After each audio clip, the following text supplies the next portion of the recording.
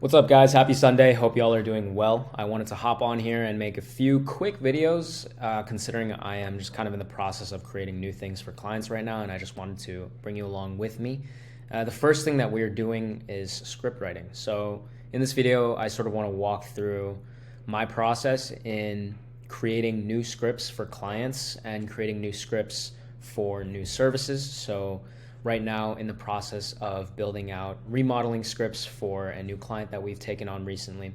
And the process is really simple. So I don't really have a formal kind of step by step, but in this video, I'll try to do my best to take you through my thought process whenever I'm kind of thinking it out, writing it out, and then what it ends up looking like in execution and how it ends up working. So I've just gotten back this batch of creatives. My editor just sent this back to me after I created a script and I already sent it over to him. And we have one that's evergreen where you can use it for anyone because we don't mention a city or a company name. And normally the reason that we do this is to be able to turn around creatives very quickly. So in the case that we sign a new client, we want to be up and live with them within 5 days. So a lot of times it'll take a week or two, maybe even longer, for clients to give us custom content if they don't have any. And so what we need to do in that case is create or put up a video that we have that we know works, that might not necessarily be custom tailored to their brand. That's why we call it an evergreen video, because we can use it for every single person. Obviously, we don't use it for two people in the same city, but it helps in actually getting that process going and allowing them to start generating leads and generating traffic without having anything custom yet. And then as we kind of work together a little bit longer, and once they give us that custom content that they have filmed, we make something a little bit more tailored to their brand, mentioning usually their city and then also their company name. So I've just gotten these two back. One of these is an evergreen video, like I've just talked about. So we'll see what this looks like. This video is for homeowners who are tired of looking at their ugly backyards and are looking to transform their old, outdated, or maybe even unusable pools that are currently in their backyards. Do you have a pool that is outdated or needs a refresh? Might look a little bit like something like this, or this, and you want it to look something like this. Don't miss out on yet another summer where you could have had a space to enjoy with family and friends by getting a backyard refresh. So if this sounds like your current situation, here's what to do. Below this video, you'll find a button. When you click on it, you'll be instantly transferred to a form where you'll answer a few brief questions and find out if your dream is something that we can bring to life. Look, the next video on your feed that you want to watch will always be there. Don't let this opportunity to transform your backyard into your own private resort pass you by. Click the button, fill out the form, and find out if we can design and build your dream pool in the next 90 days. This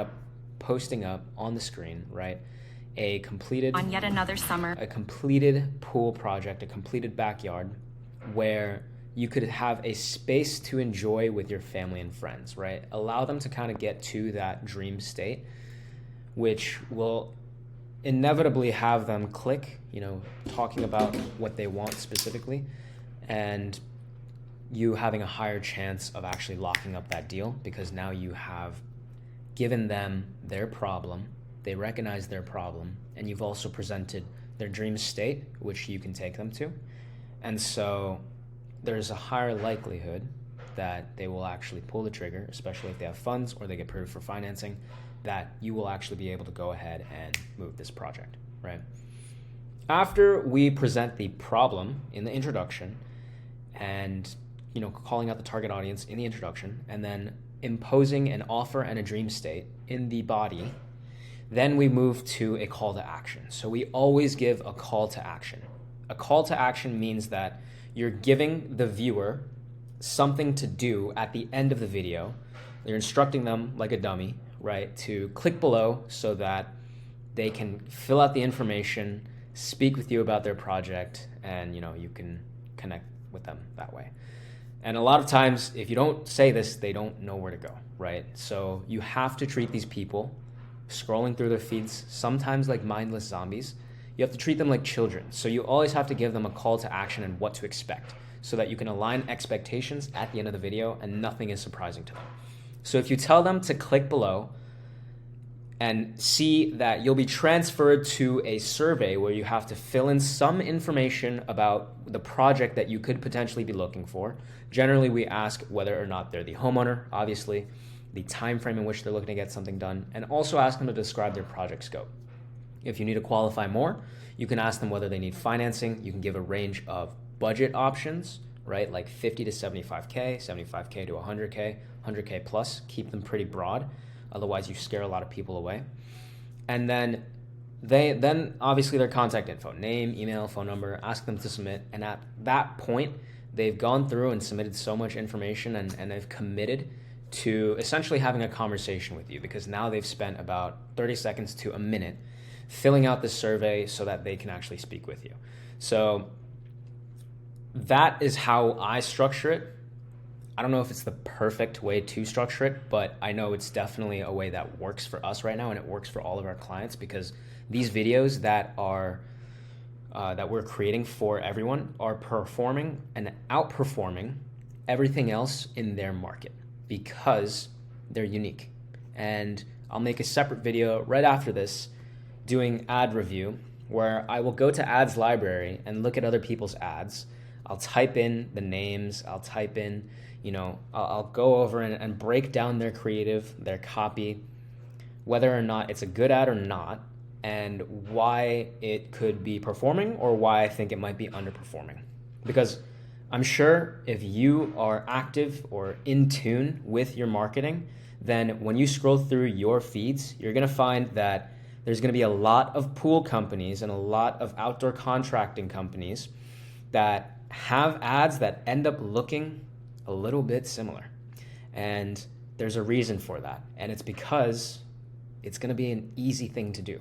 So the harder it is to do, and the more that you can make your brand unique and give it more of a personal touch, then the more that you will stand out in your market.